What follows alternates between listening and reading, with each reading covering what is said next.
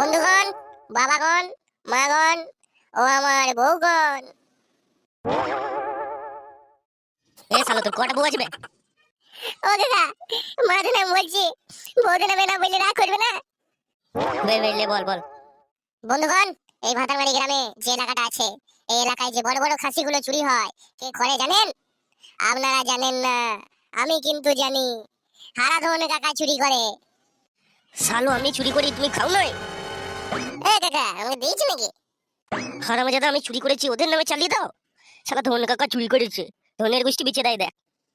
বন্ধুগণ, ওই বাসনটি বাদ দে, পার্টি থেকে কাজ করছে না।